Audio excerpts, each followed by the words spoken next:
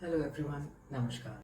आज मैं आपसे एक ऐसे संगीन और नज़रअंदाज टॉपिक पे बात करना चाहूँगी जो कि है वैक्सीन हेजिटेंसी, यानी कि वैक्सीन या टीका लगवाने के लिए हिचकिचाहट। आपके दिमाग में जितने भी क्वेश्चंस या डाउट्स आते हैं जिसकी वजह से ये डर है आपको, मैं इस वीडियो के थ्रू वो सॉल्व करना चाहूँगी जिससे कि आप अपना एक सोचा समझा डिसीजन ले सकें। वैक्सीन या टीका भी हमारे बॉडी को एक तैयारी करवा देता है कि आगे जब ऐसे जानलेवा कीटाणु जिसके खिलाफ एक वैक्सीन बनी है उससे हमारा शरीर लड़ सके। हम बचपन से बहुत सारी वैक्सीन लेते आ रहे हैं, जैसे पोलियो, डिप्थेरिया, हेपेटाइटिस। वैक्सीन एक लंबे समय के लिए हमारे शरीर की क्षमता बढ़ाती है और ऐसे जानलेवा कीटाणु से लड़ने के लिए। वैक्सीन या टीका क्यों लगवाएं? पहला, वैक्सीन एक ऐसा माध्यम है जो कि सबसे प्रभावशाली है, सबसे कम समय में कोविड को खत्म कर सकता है। अगर हम सभी वैक्सीनेट हो जाए, जल्द से जल्द वैक्सीनेट हो जाए, तो ये कोविड का समय बहुत जल्दी टल सकता है। दूसरी बात, हमारे हेल्थ मशीनरी मतलब कि हमारे अस्पताल, हमारे डॉक्टर्स और भी बाकी सारे कर्मचारी बहुत ही ज़्यादा स्ट्रेस में हैं और वो अपनी क्षमता से ज़्यादा काम कर रहे हैं। अगर हम ये वैक्सीन या टीका लगवा लेंगे तो उनकी उनके लिए ये बर्डन कम हो जाए। कोविड के नए स्ट्रेन आ रहे हैं, जैसे साउथ अफ्रीका स्ट्रेन हो गया, यूके स्ट्रेन हो गया, कैलिफोर्निया स्ट्रेन हो गया। मतलब कि कोविड का जो कोविड वायरस है उसके नए नए रूप बनते आ रहे हैं। उनसे बचने के लिए हमारे शरीर में अभी जो जो क्षमता है बिना वैक्सीन लिए वो इतनी नहीं है कि वो सबसे लड़ सके। तो वैक्सीन हमें इतनी क्षमता देता है कि हम इन सब स्ट्रेन से काफी हद तक सुरक्षित रहें। अस्पताल जाने से हमें कोविड हो सकता है, काफी लोगों का ऐसा डर है। वर्स्ट केस सिनेरियो में कि आपको अस्पताल से कोविड हो जाता है, वहां से आपका संक्रमण होता है, तो जो आप वैक्सीन या टीका ले रहे हैं आपके शरीर में इतनी क्षमता बढ़ा देगा कि आपका शरीर उससे लड़ सके और आप सुरक्षित रहें।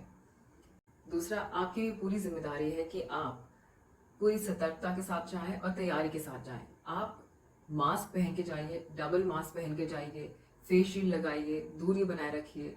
क्या ये वैक्सीन सुरक्षित हैं? क्या हमें इनसे कोई साइड इफेक्ट्स हो? ये बात ये समझना बहुत ज़रूरी है कि एक वैक्सीन या टीका बनाने में काफ़ी साल लग जाते हैं। इसके लिए कम से कम 3 चरणों में एक वैक्सीन तैयार होती है, जो कि जिसमें एक सैंपल साइज जिसपे ये टेस्ट किया जाता है वो धीरे धीरे उसका साइज बढ़ता है। साथ ही में जानवरों पे पहले टेस्ट होता है, फिर जाके इंसानों पे, और वो भी इतने लंबे समय तक, साल भर से ऊपर ये वैक्सीन बनाने की प्रक्रिया चल रही थी और अब जाके ये आई है।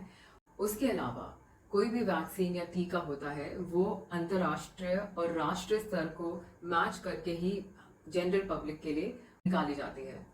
दूसरा होता है किसी वैक्सीन या टीकाकरण को समझने के लिए कि वो कितना सुरक्षित है, उससे हमें कितना सुरक्षा मिल रही है, वो तकनीकी टर्म में समझने के लिए, जो कि है एफिकेसी रेट। उस जानलेवा कीटाणु से दोबारा हमारा संक्रमण अगर हुआ तो हमारी कितनी सुरक्षा रहेगी। कोवैक्सीन, कोविशील्ड और स्पुतनिक वो इस रेंज में है जिसके लिए हम ऐसा नहीं सोच सकते कि एक वैक्सीन बहुत अच्छी है और एक नहीं है। तो सारी की सारी सेफ रेंज में है। तो हमारा फोकस इस चीज में होना चाहिए कि हमारा टीकाकरण हो, ना कि कौन सी वैक्सीन चूज करें। सबसे आखिर में ये बात कहना चाहूंगी कि हमारे टीकाकरण होने से पहले हमारे डॉक्टर्स, हमारे फ्रंटलाइन वर्कर्स जो कि हमें सुरक्षा देने के लिए अभी तक लगे हुए हैं, उन्होंने सबसे पहले ये वैक्सीन ले ली है। फिर तो हमें थोड़ा भरोसा हो ही जाना चाहिए कि हमें इस वैक्सीन से ज़्यादा खतरा नहीं है।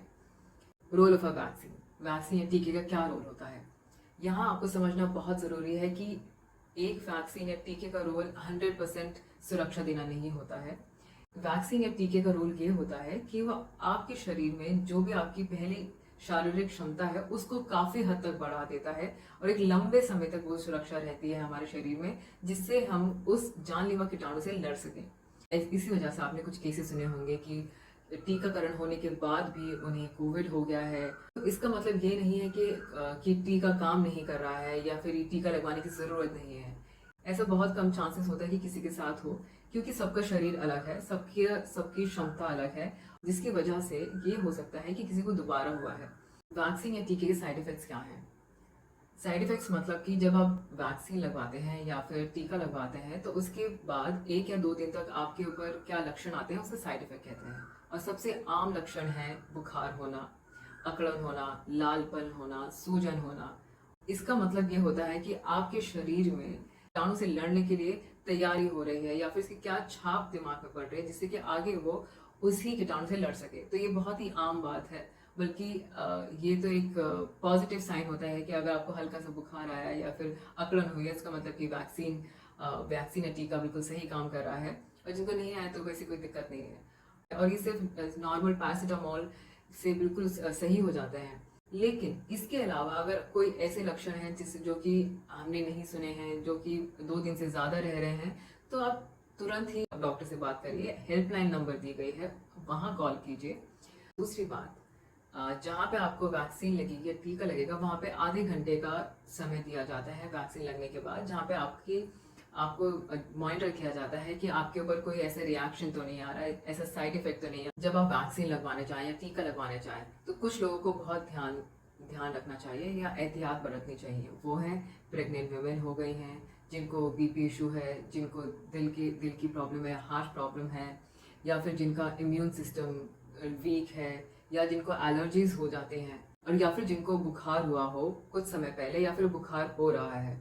वो सभी लोग जब वैक्सीनेशन सेंटर पे जाएं तो अपने बारे में ये ज़रूर बताएं, ये अपने स्वास्थ्य के बारे में ज़रूर बताएं, और आपको वहीं पे ही एडवाइस किया जाएगा कि आपको वैक्सीन लगवाने की ज़रूरत है अभी या नहीं, या कुछ समय रुकना चाहिए।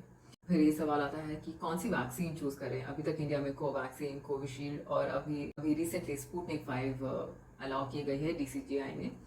इन तीनों ही वैक्सीन का रिजल्ट, साइड इफेक्ट्स और एफिकेसी रेट इस हिसाब से है कि हमें इतना ज़्यादा सोचने की ज़रूरत नहीं है कि एक ही वैक्सीन चूज़ करें दूसरी। आप वैक्सीन लगवाने पे ज़्यादा ध्यान दीजिए, ना कि कौन सी वैक्सीन चूज़ करें।